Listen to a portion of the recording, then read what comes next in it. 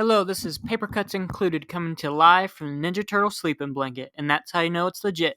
Today is going to be a pickup video, but before we get into that, if you're new to the channel, this is a comic book YouTube channel ran by me, Landon, and my co-host Dylan Dog, inspired by the great cartoonist Kayfabe.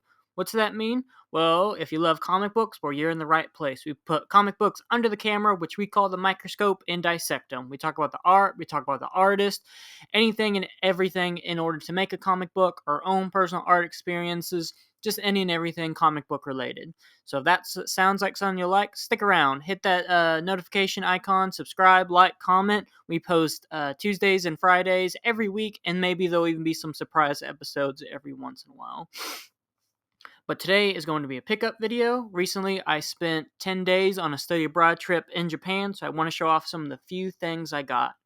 Unfortunately, I wasn't able to go shopping as much as I wanted, so my haul was pretty limited, but what I got was really cool.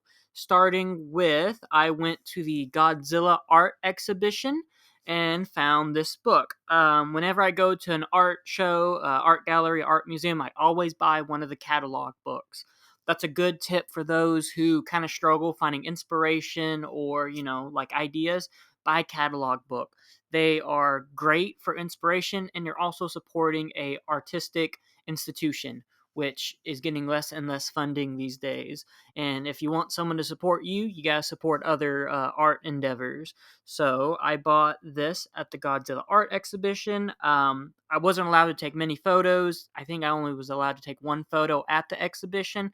It was a great exhibition. It had artists and their interpretations of Godzilla. So some of it was giant sculptures, the coolest wood print I have ever seen. I'm so sad I couldn't take a photo of that. Videos of the Godzilla movies throughout the years. But it was a good show. If you're in the area, definitely go check it out. And like I said, I bought this book. I didn't know what it was. It's Godzilla History of the Formative Arts from 1954 to 2016.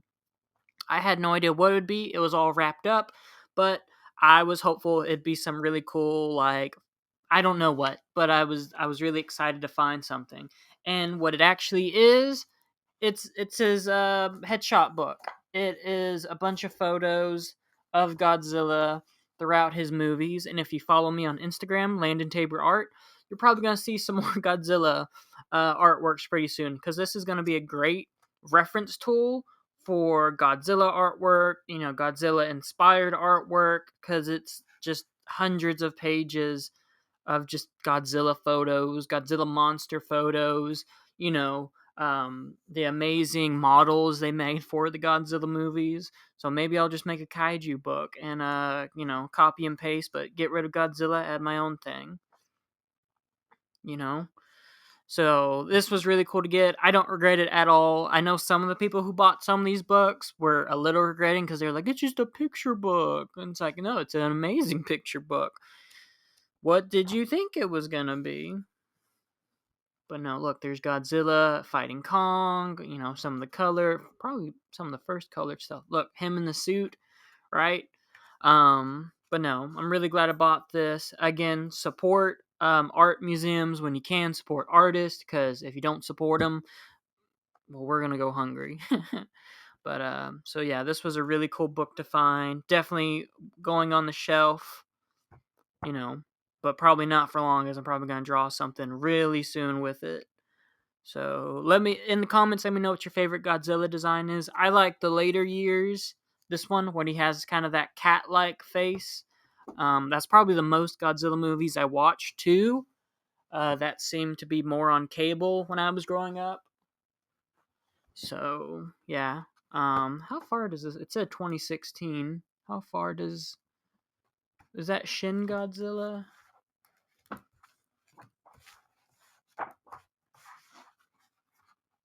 I don't know what that is. Or is maybe an animated one? 2010s.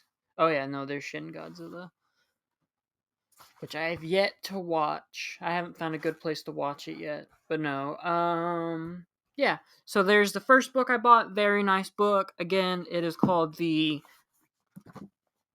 Godzilla history of the formative arts, 1954 through 2016. I wish it had Godzilla minus one, which is my favorite Godzilla movie of all time. I just recently rewatched it while I was in Japan, and it is amazing. I actually rewatched the black and white version, but if you haven't watched it yet, go watch that after. It's probably one of, I think a lot of people would argue, one of the best Godzilla films ever. And the next two books I got at a 7th floor music store. It's called Tower Records. It was amazing. I highly recommend, if you're in the Shibuya area, definitely check out Tower Records. And one of the books I bought was one of the Tomo Complete Works, Boogie Woogie Waltz, which I had no idea what Boogie Woogie Waltz would be. There was one of the floors in this music store was entirely dedicated to video game and anime soundtracks. So, of course, they had a little bit of some books there. And, they had a small Akira section. They had, I think, Akira Book 6, which I have like the deluxe edition. So I didn't want to rebuy, the where it comes in that big box. It was amazing. We're gonna have to look at that at some point. And they had the Akira soundtrack remix, but I didn't know how vinyl would do on a 13-hour plane ride, so I was a little scared to buy any. And they had this. They had one of the Domu books, which I wish I would have bought because I just reread Domu, or not reread. I read Domu, and it was amazing.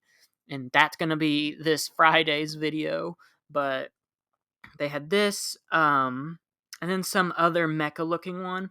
And I wanted this book because I saw the guitar and I thought it'd be a guitar story or a band story, and I was really interested. What it is, though, because it's in Japanese, it's not in English translated, which is really cool. What it is I pulled up the synopsis because I was curious what it was. Boogie Woogie Waltz is an anthology of short stories by Otomo published in 1982. It's a compilation of 15 stories he created between 1974 and 76, including One Down and a comic version of Edogawa Rampo's Kagimi Jikuku. The collection showcases Otomo's early work and the development of his artistic style before his well-known works like Akira. The stories are presented in the order they were originally published, offering a glimpse into the early artistic explorations of young Otomo. So it's really, now knowing that, it made this book go up a couple scales on I'm glad I bought this book. It's young Otomo. It's pre-Akira. And I firstly, before I knew that, I bought this book to see how he did non-cybernetic, non-cyberpunk stories, right? And hell, it sounds like I achieved that by getting this, you know? Because it is just stories of people, maybe there's some like supernatural things in it, right? But it you can tell he is not as refined as he is in Akira or Domu, but instead, he's working on that. He's probably still looking at a bunch of artists for inspiration and refining his skills, which I think is really cool and always amazing to see people you know go through that growing process. That's one of my favorite reasons of collecting Frank Miller, is you can see his really early works when he was doing covers to Sin City, my favorite work of his. So, now I gotta find the English translated version of this, and we'll have to spend some days looking at some early Otomo. Like his faces he has a distinct style in Akira, and I feel like here he doesn't have that style yet. I think his people don't look refined. They still look like it's missing that classic boldness and I think he's still a little afraid of the artistic process in this era. He hasn't hit that stride yet. Other than that, like, he's great at pinups, but I think when he was doing the stories, he might still been hesitant on, or maybe he was just getting rushed and didn't have that, skill of, working at that intense schedule. And he probably didn't have assistants yet, like he did for Akira. I know some people say he didn't have any assistants. I think he probably had at least a few students who would do a couple things for him. But no, Boogie Woogie Waltz.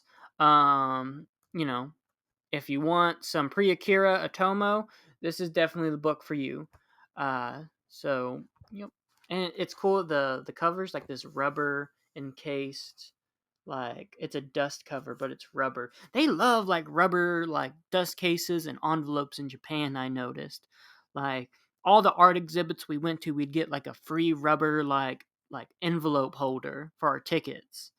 So that was cool. A little difference. So again, the Boogie Woogie Waltz, Pre Akira, definitely check it out. And I need to see more of the Complete Works series. It's funny that that's in English, but the whole book's in Japanese. And the last book, and the book I was most excited to find, I know what I found early Tomo, and I'm more excited for this book. Well, because this book is like $200 or $300 on eBay when I looked at it like a year ago. So I thought I'd never be able to get it.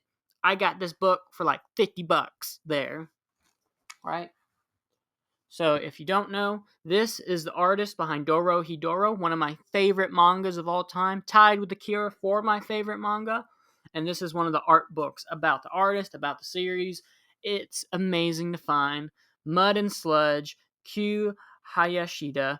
Definitely check it out if you can find it, But they had a shit ton of copies at Tower Records, so, if you need to go to Tower Records, go to Tower Records.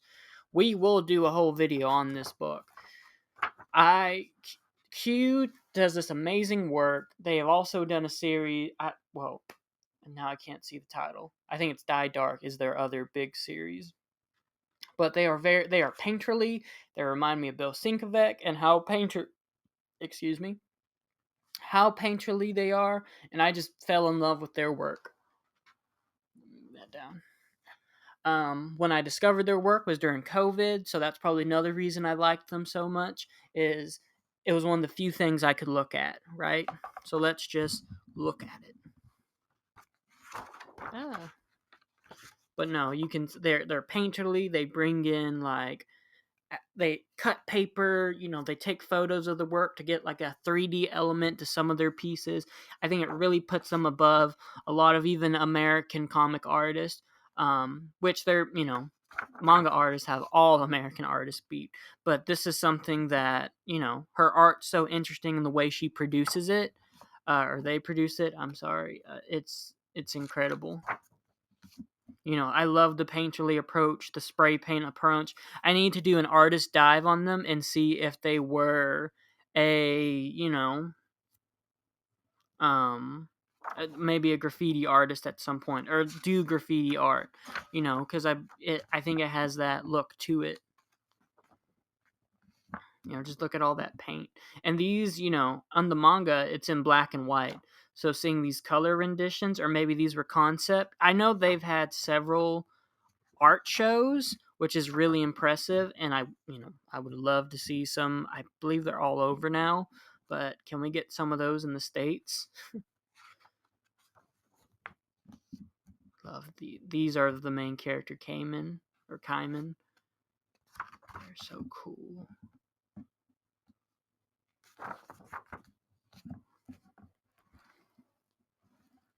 But yeah, just painterly. It's like, I don't know, a really good character designer. All their characters are super unique. So if you want a character artist, definitely check out their work. If like I said, painterly. If you love painterly things, check it out. I love that this. I fanboyed out so hard finding this because I have been wanting these books forever. And like I said, they're like $300 on eBay when I looked. So to get it for a fraction of the cost, definitely well spent. That's one of my favorite stories right there, is when they have a baseball segment. But no, amazing to find. To see the art process of the artist. I wish there was maybe a couple interviews with them so we could really learn more about them. Let's just flip to a random, just cool stuff. Can't flip too far. I'm not done with the series yet. I don't want to get spoiled. But no, this is probably one of my favorite books in my collection now. I'm definitely going to have to just, once I finish the series, do a complete deep dive into it. So, fun stuff found in Japan. I wish I would have found some more stuff. I wish I could have found some. I don't know. I wanted some like really cool Transformer stuff. Didn't really find it. Book wise, I really love what I found. I wish I would have found some of those weird, like, I know they don't have copyright laws there, so one of those like Watchmen X Ninja Turtles books that I've seen floating around. I wish I could have found, and just stuff like that. But really enjoyed my trip. Really enjoyed what I found immensely. Like, I would have been happy just buying this on that whole trip. But, definitely keep eye out for books. Don't buy the $300 copy when you might find one day. Miracles still do happen. So that's the pickup video for this week. Spoiler alert for this Friday's video, we're going to be looking at Domu. Since we looked at a Tomo book, we're going to have to look at another one. So definitely keep an eye out for Friday's video. Let me know what you thought of this video. If you made it to the end, thank you. It means a lot to us. Subscribe, hit that notification so you can stay to date with the most up-and-coming comic book channel on YouTube right now. Let's hit that 100 subscriber goal to beat White Girl Summer. And I guess I'll send you on some marching orders, and I'm out of here. Make more art.